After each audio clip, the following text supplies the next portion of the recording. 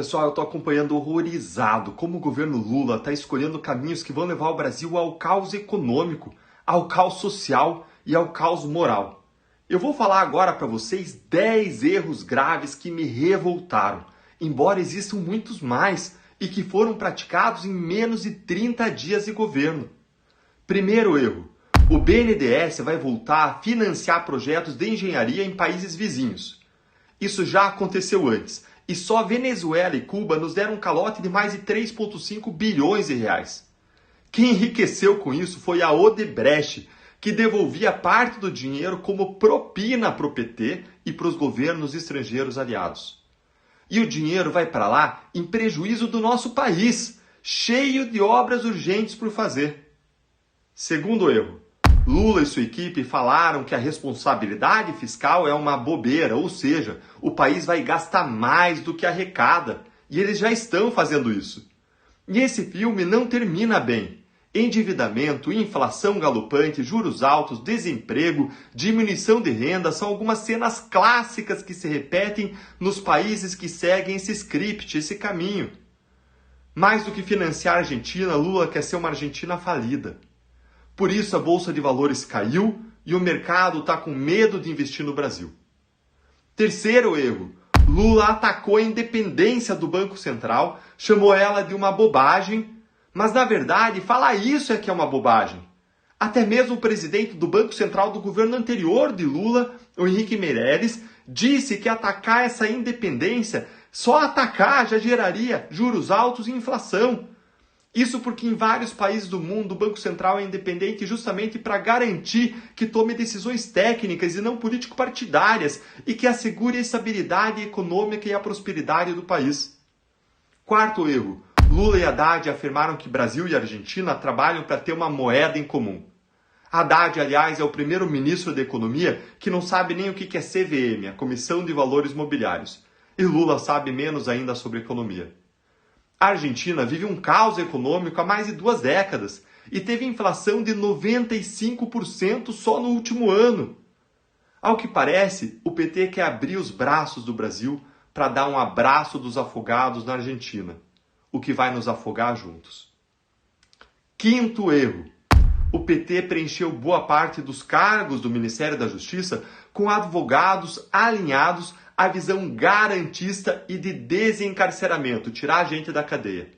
É uma visão contrária, por exemplo, à redução da maioridade penal, que é defendida por mais de 90%, tanto de quem votou em Bolsonaro como de quem votou em Lula.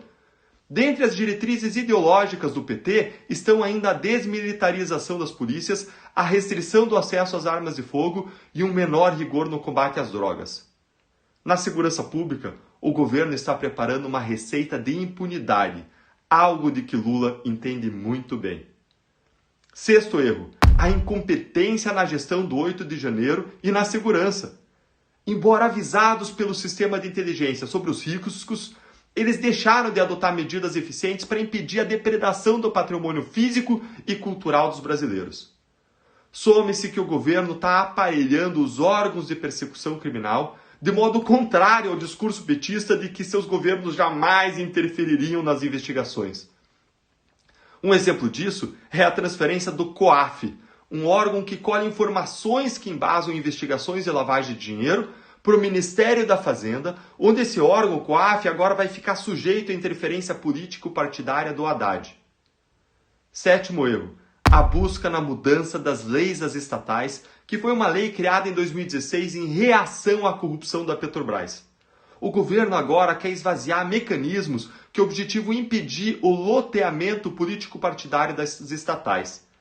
Eles querem derrubar barreiras que objetivam impedir que as estatais sejam saqueadas. Nós estamos falando de mais de 1.000 cargos das estatais que vão ser preenchidos e podem ser preenchidos por políticos, em vez de pessoas com currículo, com conhecimento e com experiência na área. Oitavo erro: Lula se cercou de investigados e condenados e afasta aqueles que defendem o combate à corrupção. Só a equipe de transição tinha 67 investigados e condenados. Dentre seus 37 ministros, mais de metade dos ministros de Lula foi investigada. É o caso do Valdez Góes, que foi condenado pelo STJ por improbidade administrativa e agora é ministro.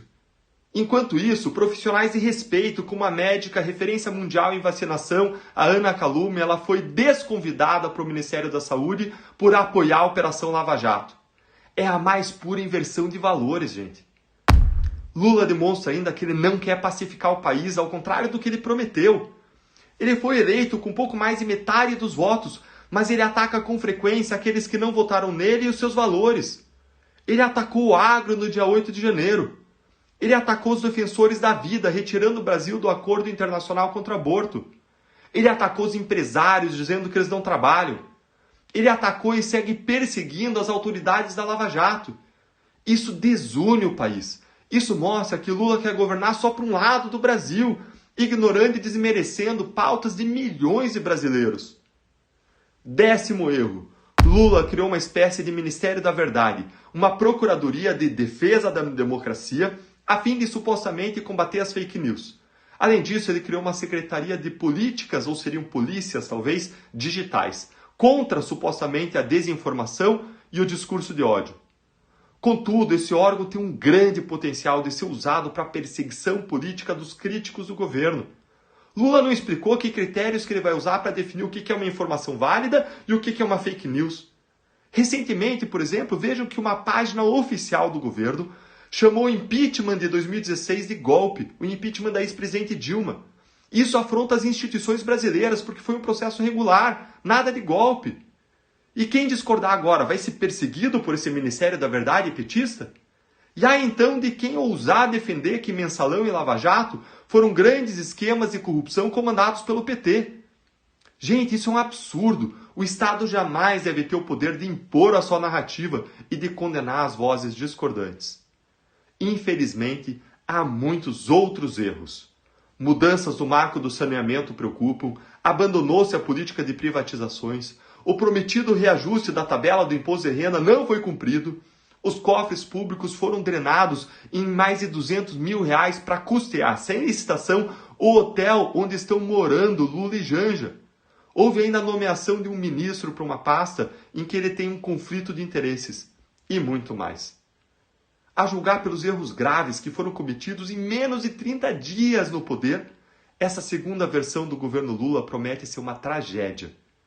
Eu vou trabalhar para reverter tudo o que for possível no Congresso, mas é preciso que o governo, que as instituições e que os brasileiros despertem e que nós vivamos, para que a gente não viva mais aquele pesadelo moral e econômico petista que a gente já viveu uma vez no passado.